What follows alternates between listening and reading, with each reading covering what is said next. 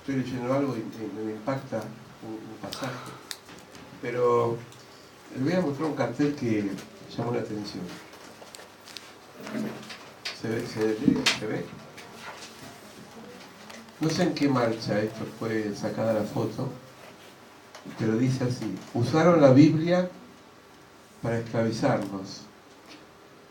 Hoy la interpretamos para liberarnos. Punto suspensivo. Vamos a ver si podemos encontrarle la vuelta de rosca.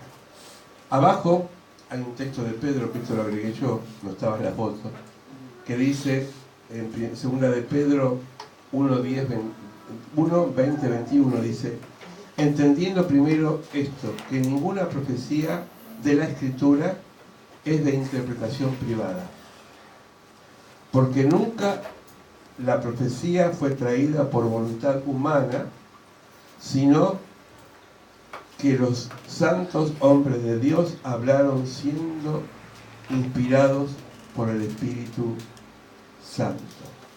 Ahora vamos a explicar un poquito cómo esto lo podemos desarrollar. La escritura no es asunto de interpretación personal, es decir, uno no puede adaptar. Vieron que hay restaurantes que hay menú de la carta, entonces conforme a lo que te dan uno puede hacer un menú. Uno no puede sacar lo que quiere y agregar lo que le gustaría que agregar, porque la Biblia por sí sola habla. Entonces la Biblia no es algo personal, sino que es algo que fue inspirado por Dios. No fue jamás un acto de la voluntad humana, sino que fueron hombres inspirados por el Espíritu Santo. Es lo mismo de Pedro, pero en una versión más entendible. La palabra de Dios, a través de la historia, la Biblia, fue escrita durante miles de años por diferentes autores. Moisés, uno de los principales, que escribió los 5 primeros libros, se llama Pentateuco, que es los 5 primeros libros de Moisés. Después, los profetas, primera y segunda de Samuel, que muchos dicen que el autor fue Samuel. Pero todos estos hombres y mujeres que escribieron la Biblia, o que relataron eso de la Biblia, vivieron en una época, vivieron en un contexto cultural, social, y vivieron en una realidad de esa época. Por ejemplo, antes se creía que la Tierra era el centro del universo, ¿no? Por eso la Biblia no es un libro de ciencia que dice cómo es la Tierra. Es un libro inspirado por el Espíritu Santo, que tiene historia, tiene poesía y tiene muchos hechos verídicos. ¿Amén? ¿Me van siguiendo? Amén. Por ejemplo, nosotros decimos: voy a ver cómo sale el sol. En realidad el sol no sale. El sol está siempre. Lo que hace es que la rotación de la Tierra gire donde está el sol y aparezca en el horizonte. Para nosotros el sol sale, pero en realidad el sol no sale nunca, porque el sol está ahí estático y la Tierra gira alrededor del sol. ¿Amén? Amén. Los que tuvieron el jueves, los valientes, porque justo se desató una tormenta un rato antes de la reunión, hablábamos de la fase de la luna. La luna tampoco en un momento se vuelve menguante, después cuarto creciente, después luna llena y luna nueva. La luna siempre es redonda, lo que pasa es que la sombra de la Tierra hace que proyecte sobre la luna lo que el sol está dando del otro lado del planeta. ¿Se entiende, no? Pero el hombre, nosotros somos limitados, decimos, bueno, por ejemplo, voy a poner un ejemplo bíblico. Cuando dice Pablo en la palabra de Dios que estamos predicando en todo el mundo, para ellos el mundo era el Oriente y Roma. No conocían Argentina, Paraguay, porque todavía en esa época no estaban divididos por divisiones políticas, ni existía ni siquiera un continente. Sí había habitantes, guarda, había pueblos originarios que lo han destruido, lo han hecho pomada, pero no estaba descubierta, por así decirlo, por el occidente. Entonces, la interpretación de la Biblia siempre tiene un sentido que tenemos que pedirle al Espíritu Santo que nos guíe a entenderla. Porque la palabra de Dios no cambia. Cambiaron los hombres, cambiaron las mujeres que la escribieron, algunos fueron miles de años, todos murieron, pero la palabra de Dios sigue vigente. Ustedes saben que el libro más vendido del mundo se cree que se venden millones de ejemplares. Aún en día, hoy que hay tecnología y que muchos leen a través de otros medios electrónicos, sin embargo la Biblia es un libro que se sigue vendiendo. Nosotros estamos con la pastora en la casa, la Biblia cristiana de Puente Saavedra, y hay miles de libros, pero es increíble cómo se vende la Biblia. ¿Por qué se vende? Porque es un libro que sigue hoy impactando a pesar de la ciencia, a pesar de que ha crecido mucho el conocimiento científico. ¿Por qué hoy la palabra de Dios sigue siendo necesaria? Porque es la brújula. Un barco sin brújula se pierde. Una persona sin luz se pierde. Y la palabra de Dios es luz, es lumbrera, que nos guía y que guía nuestros pasos. ¿Cuántos dicen amén? Amén. ¿Se acuerdan de la parábola del sembrador? La predicó Jesús. Jesús dijo que el reino de los cielos es como un sembrador que salió a sembrar una semilla. La semilla es la palabra de Dios. Pero había un camino con pedregales, con espinos y con buena tierra. La semilla no cambia, pero depende el que la escucha que eso dé frutos. Por eso a veces yo veo que veo por la historia, así que a veces cuesta a algunos crecer porque reciben la palabra pero no están concentrados, no digo en la iglesia, pasan siempre. A veces están en su casa, lee la Biblia pero está pensando en otra cosa, porque el corazón necesita como focalizarse, necesita concentrarse en la palabra. Porque si no, las preocupaciones, dice Jesús, de este mundo ahogan la palabra. Las tentaciones ahogan la palabra. Pero cuando cae en tierra fértil, da frutos. Da frutos.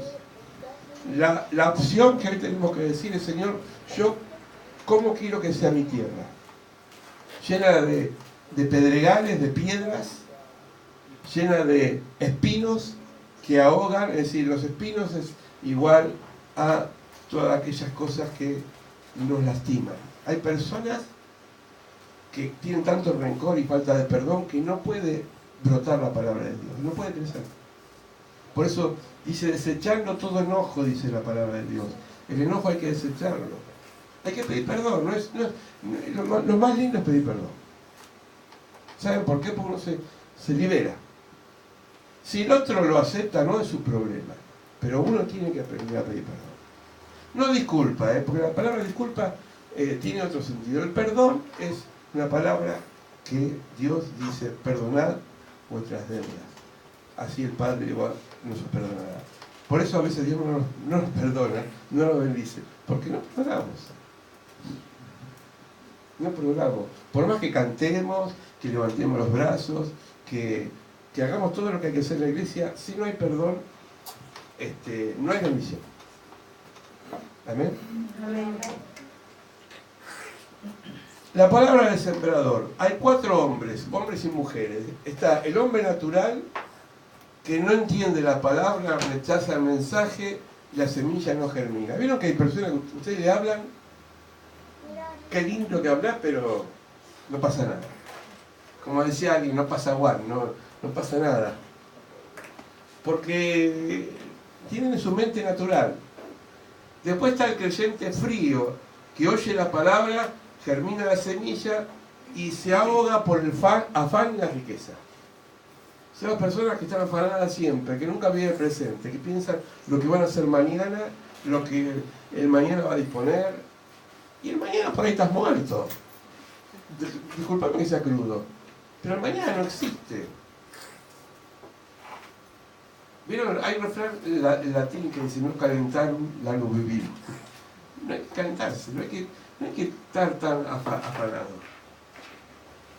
Entonces el afán produce que la palabra se ahogue.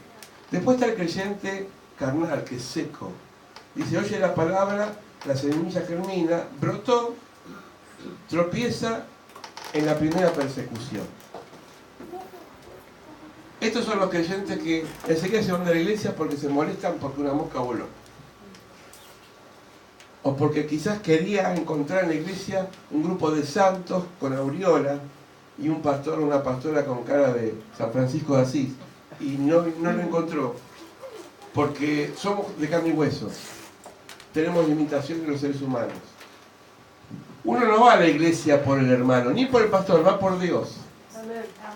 Y aquel que dice, yo no voy a la iglesia porque tengo problemas con... Bueno, no entendiste la palabra. Uno no viene para estar bien con el otro, uno viene para alabar a Dios. Es así. Por eso tenemos que estar firmes, hermanos. Porque siempre va a haber conflictos. ¿Qué familia no tiene conflicto? ¿Qué familia humana no tiene conflicto? Mala familia de Dios. Somos una familia con conflicto, con problemas. Pero si nos pedimos perdón, ya está. ¿Amén? Amén. Y después el creyente espiritual, el que oye, entiende, la semilla germina y da grandes frutos. Es la persona que, ¿vieron como las anteojeras de caballo? Que le da para adelante, que no se queda con qué pasó, qué no pasó, sino que tiene un propósito, y es la palabra, es crecer espiritualmente. Porque si uno crece espiritualmente, crece económicamente, crece socialmente, crece intelectualmente, porque el espíritu hace que todo cambie en la vida. Nos da fuerza para todo el espíritu. Amén. Amén. Por eso, esto es lo que nosotros tenemos que elegir. ¿Qué soy natural? No, creo que no. Ninguno acá es natural, porque todos vienen acá por Dios.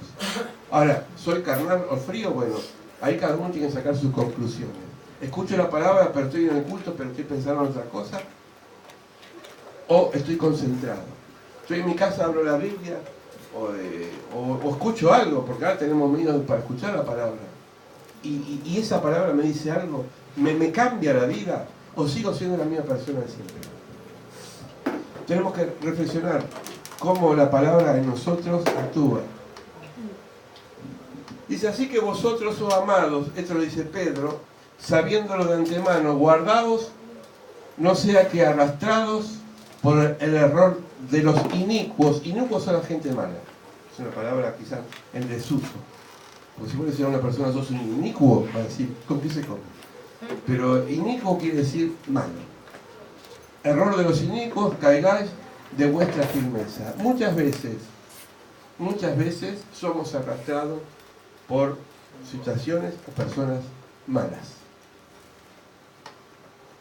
Porque es lo que uno no quiere uno convivir con alguien malo. Pero a veces tiene que hacerlo. A veces tenemos que aprender a convivir. Pero no tenemos que ser arrastrados. Tenemos que nosotros tener firme las convicciones. Pueden pensar lo que quieran, pero uno no vende las convicciones.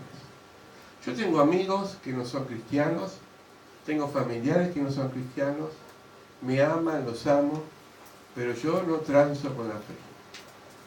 No la negocio. Me han criticado, he perdido amigos, ahora los he recuperado. Amigos de la infancia que cuando decidí entrar al camino se abrieron.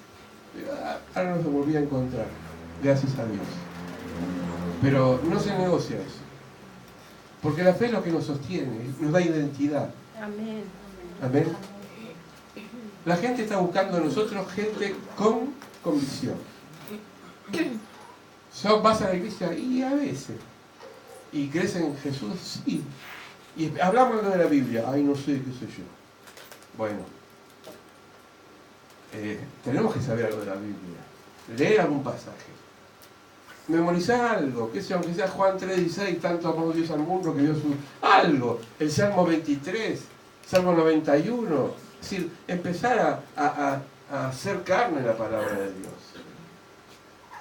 A veces vienen personas a nosotros y nos dicen, un pastor, tengo problema con esto. Bueno, pero tratamos de encauzarnos por la fe. Sí, bueno, pero ¿resultará? Digo, esa respuesta me parece que es algo que para una persona que no cree, pero ¿cómo puede decir? ¿Será? ¿Resultará? Uno tiene que tener la certeza. Tenemos que tener certeza. Por eso hoy cantábamos, yo edifiqué mi casa sobre la Roca. Firmeza. Es importantísimo. Añadir a vuestra fe virtud, dice segunda de Pedro. Conocimiento, y el conocimiento dominio propio. Dominio propio, perseverancia, y la perseverancia la devoción. Saben que la inconstancia es el peor enemigo. Hay mucha gente que pisa algo y lo deja. Lo deja. La constancia, ser perseverante, es lo que hace que a la larga dé frutos. Un proyecto, un trabajo, lo que sea, pero tenemos que ser perseverantes. Algún día vamos a ver los frutos. Pero Dios nos bendice, el que prueba una cosa después cambia y está todo el día picoteando como las abejas picotean la flor. No, tenemos que ser claros, firmes. Tengo esto, lo voy a bendecir en nombre del Señor. Señor, pongo en tus manos en este 2019 un proyecto, algo, mi sueño, mi deseo. No sé, cualquier cosa. Comprate una bicicleta, aunque sea. Pero digo, algo material, espiritual, crecer en Dios, no sé. Pero no dejemos pasar la vida. Los proyectos, los propósitos nos enriquecen. Yo me levanto todos los días y me conocen algunos. Y soy así. No sé si será por mi sangre italiana, pero soy así. Duro. Y hasta que no logro algo no paro. Pero no porque soy santo, no porque soy bueno. Porque aprendí que cuando uno es constante logra las cosas. Pero no los deseo. Ay, me gustaría ser, qué sé yo, arquitecto. Bueno, empezar a levantar un ladrillo. Es decir, me gustaría ser, no, empezar con algo básico. Pero ser perseverantes. Y la devoción, ¿qué es la devoción? Que todo lo que hago tengo que consagrárselo a Dios. Voy a empezar las clases, voy a estudiar, se lo consagro a Dios. Voy a empezar un trabajo, se lo consagro a Dios. Mi economía se la consagro a Dios. Mi vida se la consagro a Dios. ¿Amén? Amén. ¿Cómo interpretar la Biblia? Esto tiene que ver al cartel de esas chicas que tenían ahí, que dice la palabra de Dios nos esclavizó, ahora la interpretamos. ¿Cómo interpretamos la Biblia? Dice así, hermanos, ustedes ya saben, así que tengamos cuidado de que no permitan esos perversos nos lleven a un mal camino. Esto está en 2 de Pedro. Ni su fe se debilite. Conozcan mejor a nuestro Señor Jesucristo, que es Salvador, así recibirán cada vez más de su generoso amor. Alaben a Cristo ahora y por siempre. Nosotros tenemos que conocer la Biblia y conocer a Jesús por el Evangelio. Amén. Por el Evangelio. ¿Cómo era Jesús? Hay 4 evangelios que nos dicen cómo era Jesús. ¿Cómo estudiar la Biblia? Dice, todo lo que antes fue escrito para nuestra enseñanza fue escrito para que por paciencia y consuelo de las Escrituras tengamos esperanza. La Biblia, todo lo que leemos es para nuestro crecimiento. Fue escrito para nosotros. Cuando usted lee, por ejemplo, la vida de David, acá, Edward está viendo un dibujito de David y Goliat. Me lo explicó de pe a pa. La verdad que memoria, ¿no? Me tiene que servir esta parábola, este ejemplo, esta historia de David y Goliat, que no hay gigante que pueda contra un hijo de Dios. Amén. No puedo quedarme con la anécdota que agarró una piedra, una onda y le dio al gigante en la cabeza. Esa es la anécdota. ¿Cuál es la enseñanza espiritual? Que Dios arma de una forma especial a sus hijos, aunque seamos pequeños, y no hay gigante que pueda con nuestras vidas. Es decir, ahí es cuando dice lo que fue escrito sirve para nosotros. Usted lee el libro del Éxodo, por ejemplo. 40 años en el desierto comiendo maná. ¿Qué quiere decir eso? Ay, qué lindo, caía al pan del cielo y comía. No, eso es la anécdota. ¿Cuál es la enseñanza? Que Dios nos provee aún en el desierto. Aún en el desierto. Porque Dios es providente.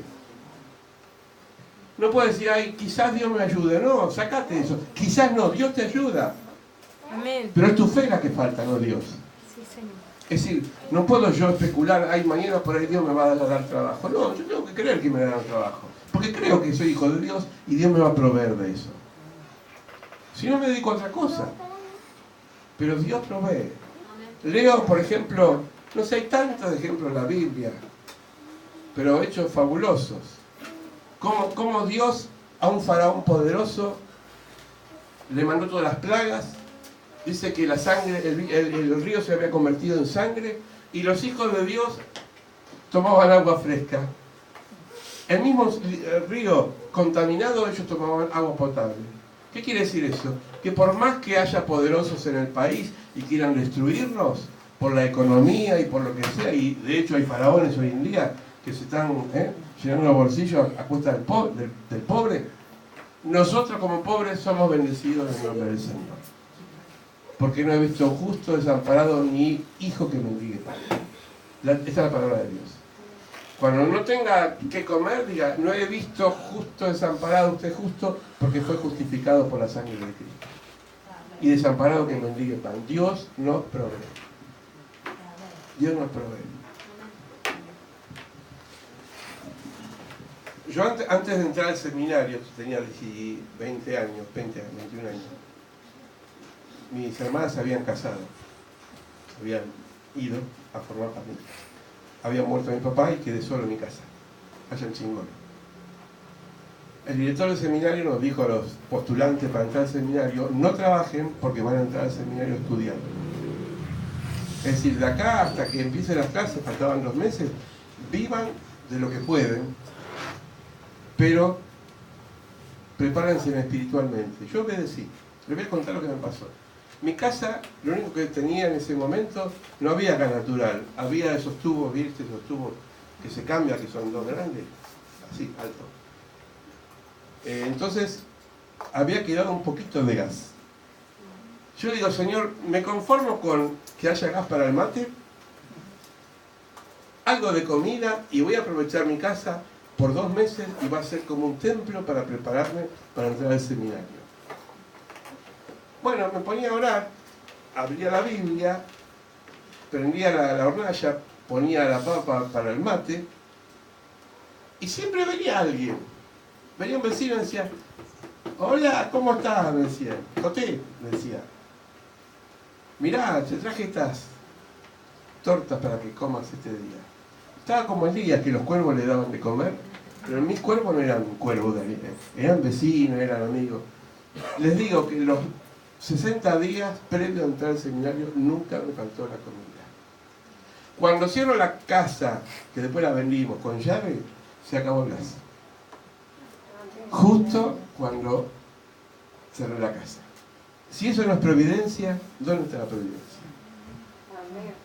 Ahora, si yo hubiese desobedecido, digo, ¿y ahora qué hago en 2 meses? Sin un peso, yo confío en Dios, porque creo que Dios es fiel y es amén, y lo que Él dice lo cumple.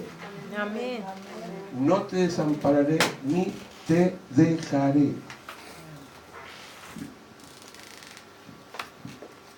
Principios, cómo interpretar la Biblia. Miren, ahora vamos a hablar claramente. Primero, somos salvos por la gracia de Dios. Es decir, nosotros estamos acá inmerecidamente, pero Dios nos salvó. Por la gracia de Dios. Por la fe en Jesucristo, por la muerte que Él hizo en la cruz del Calvario, somos salvos. Estoy citando pasajes que están en la Biblia. Después, no es por obras. No es porque yo haga algo bueno, me voy a ir al cielo. Eso es mentira. Por más que hagas 1000 cosas buenas, si no tenés fe en el Señor, el pasaporte al cielo es Jesús. Ahora, las obras son el fruto de la conversión, que es muy diferente. Por eso Dios cambia el eje del pensamiento, porque si yo haría cosas buenas para ganarme la simpatía de Dios, estaría en una competencia que nunca termino de ganar, porque nunca puedo igualar a lo que es Dios. Pero si yo hago lo que Dios me dice, espontáneamente va a salir de mí hacer algo. Porque uno tiene ganas de servir cuando se convierte a Dios, ¿o no? Queremos hacer algo. Y el servicio puede ser múltiple, puede ser compartir un alimento, puede dar una ayuda escolar. Yo conocí un compañero de la escuela que cuando se convirtió daba clases de apoyo gratis a su gente que no tenía para pagar un profesor. Bueno, él servía con eso. Cada uno sabe en qué. Pero el gozo de hacer algo, cuando uno hace algo, se olvida de sí mismo. Las personas que están todo el día, por de mí, bueno, se hunden en el fan. Pero el que hace algo, va a un hospital, dale de comer a un enfermo, hace algo. Y si no estás haciendo algo, empezá a inventarlo. Pero tenemos que hacer algo, porque dando se recibe. Dando se recibe. Las buenas obras las prepara Dios para aquellos que Él ama.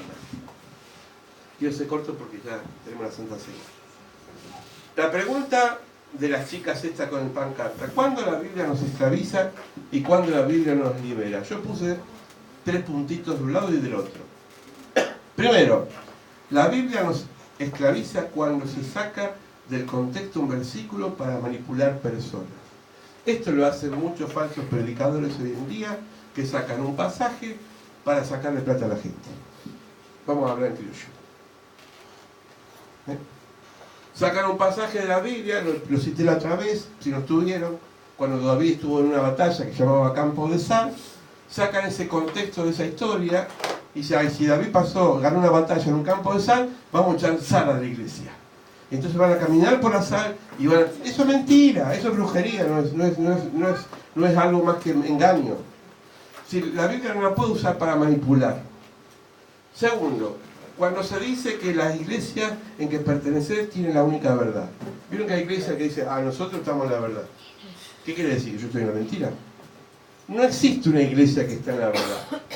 Todas las iglesias tienen parte de la verdad, porque la verdad no es una iglesia, es Jesucristo. Porque Él dijo: yo soy la verdad, el camino y la vida. Hay iglesias que alaban de una forma, alaban de otra, hay iglesias que se predican de una forma, pero todas las iglesias tienen parte de la verdad. Aún la iglesia católica, aunque a muchos no les guste. Porque también creo que el Espíritu Santo ahí obra. Vamos a sacar la idolatría aparte. Pero el Espíritu Santo sopla donde quiere. ¿Amén? Amén.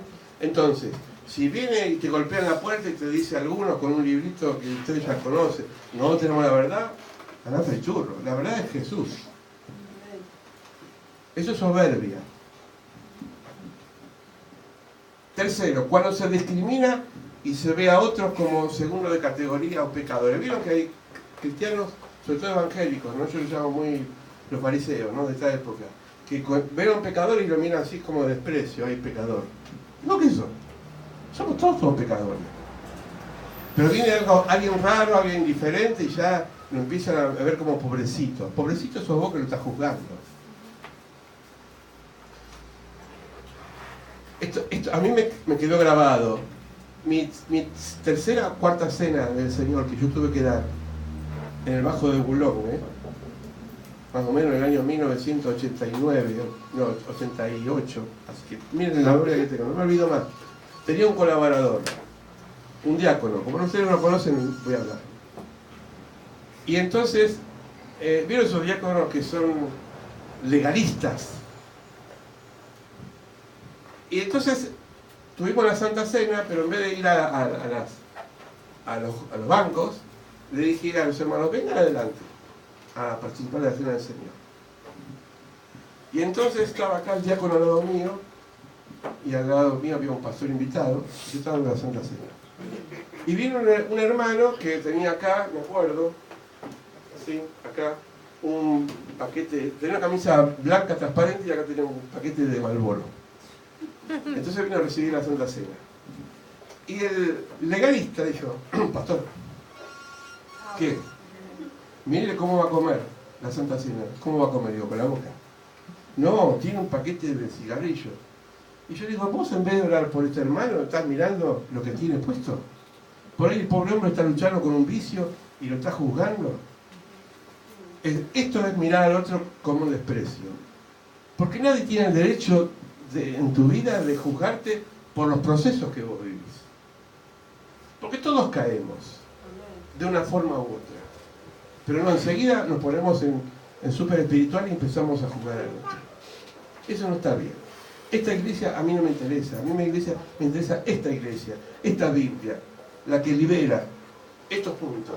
¿Cuál es la que nos libera? Primero, cuando se presenta como central mensaje a Jesús y su contexto. El mensajero principal es Jesucristo. Yo tengo que comer los evangelios, ver cómo él se comportaba con las mujeres, que la amaba, la respetaba. Nunca juzgó a una prostituta, dijo: el que esté libre de culpa que arroje la primera piedra. Nunca juzgó a un ciego de nacimiento, que los judíos pensaban que tenía ceguera o estaba enfermo, era un pecador. ¿Se acuerdan que le dicen los discípulos? Los discípulos le dicen: Señor, ¿quién pecó? ¿Él, su madre o su abuela? Y Jesús dijo: ninguno pecó. Esto ocurre para la gloria de Dios. Es decir, siempre está enfermo y seguro que está en pecado. Uno está enfermo, puede ser enfermo. Creo que tenemos que empezar a entender cómo obraba Jesús. Pablo dice en Filipenses: tengan el mismo sentimiento de Cristo Jesús. ¿Cómo obraba con los niños? Los niños no son para llenar una iglesia. Los niños son personas. Una vez en Florida me decía un colaborador: no vino nadie hoy al culto. Estaba lleno de pibes, ¿no? Digo: ¿y los chicos qué son? Ah, bueno, pero yo estoy hablando de gente. Ah, son marcianos, le digo. Un colaborador y cristiano. Yo me agarré la cabeza. Desde la bebé hasta el más anciano de acá, que creo que no soy yo. Todos somos personas. Y todos somos bendecidos. Es decir, ¿se dan cuenta? Y segundo, cuando damos herramientas y no recetas al comportamiento humano. La Biblia no tiene recetas, tiene principios. Tenemos que darle herramientas a la gente. ¿Qué es una herramienta? Por ejemplo, un destornillador y una pinza, una tenaza, es una herramienta. ¿Sí? Si yo a alguien estoy enseñando a usarla y hago el trabajo por esa persona, no le ayudo. Le facilito cuando le digo cómo usar la herramienta. La iglesia tiene que aprender a dar herramientas. Tenemos que dar herramientas cuando aconsejamos a alguien. Elementos para desenvolverse en la vida, no dependencia. ¿Saben lo que es la pastoritis dependientitis? Que todo depende de lo que el pastor le diga, yo voy a hacer. No me haga caso a mí, hágale caso a Dios. ¿Qué voy a hacer ahora en esta situación? Bueno, buscar la Biblia. No, pero de paso, si me lo dice mejor, entonces sos vago, o sos vaga, ¿no? Es decir, uno tiene que pensar un poquito.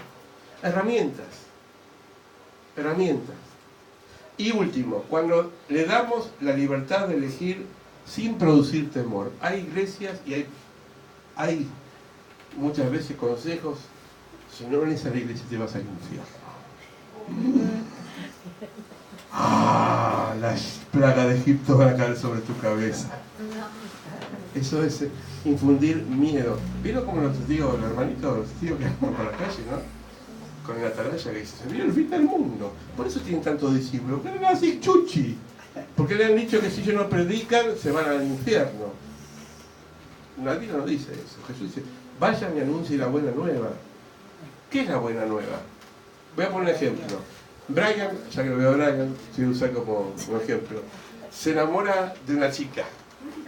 Vamos a soñar, Brian. Se enamora de una chica. Encuentra a la chica para su vida. Y él va y le dice a todo: loco, mirá, la encontré. Y nadie le dijo que... Pero él quiere compartir lo que está viviendo. Eso es la buena nueva. Cuando vos te estás enamorado de algo, lo difundís. ¿No? Lo difundís. Entonces no hay que predicar por temor. Si yo no predico el evangelio, no voy a ser de los 144.000 elegidos. No, con ese verso otro lado. Ahora se pasaron, porque los elegidos no hacen más de 144.000. Así que muchos quedaron afuera. Digo, no soy despectivo, no me estoy riendo de la gente, entiéndame, pero sí de esas enseñanzas que son esclavizantes, ¿no? Que piensan que por tener pollera larga son más santas que una chica que anda con short. El hábito no hace el monje, pero que las hay. No todas que andan en escoba son, algunas andan sueltas, y las iglesias, ¿sí? Entonces, seamos honestos. ¿Cuál es la Biblia que nosotros nos libera? La Biblia que nos hace maduros, responsables y con proyecto de vida. Y que nos enseña a hacernos cargos.